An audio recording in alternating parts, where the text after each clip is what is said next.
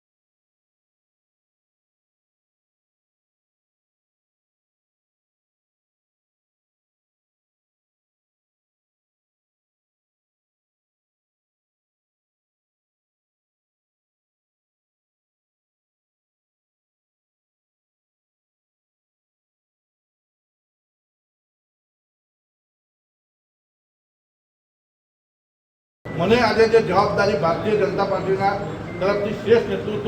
પ્રદેશનું ક્ષેત્ર C R Patil સાહેબ, રત્નાકરજી સાહેબ, સૌ પ્રદેશના નેતૃત્વ અને આપણું રાષ્ટ્રીય નેતૃત્વ આપણા મોદી સાહેબ, અમિત શાહ સાહેબ, સૌ પંચમહાલ જિલ્લાના બધા ધારાસભ્યશ્રીઓ, સાંસદશ્રીઓ, સૌ અહીં બેઠેલી આખી કોર કમિટી ટીમ, અમારી સંગઠનની સૌ આપણા કાર્યકરો, આજે મને જે પદ મળ્યું, અહીંયા જે જવાબદારી આપી, મેં એક નાનો કાર્યકર હતો, આજે એક યુવા મોરચાનો મહામંત્રીથી આજે મને ખાલી જિલ્લાના અધ્યક્ષ તરીકે એક અમારું જાંબુઘોડા તાલુકો, એક નાનો તાલુકો, અને એને આ પાર્ટી એટલે આ ભારતીય જનતા પાર્ટીમાં એટલો ડિફરન્સ અહીં બેઠેલા બધા ભારતીય જનતા પાર્ટીમાં આપણે એવું કહીએ છીએ કે આ પદ નથી, જવાબદારી છે.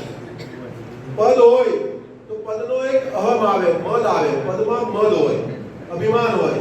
ભારતીય જનતા પાર્ટીમાં કોઈ પણ કાર્યકર્તાને આપણે પદ આપતા નથી. એ કાર્યકર્તાને ભારતીય જનતા પાર્ટી દ્વારા જવાબદારી મળતી હોય છે અને જવાબદારી મળે ત્યારે એમાં વિનમ્રતા આવે.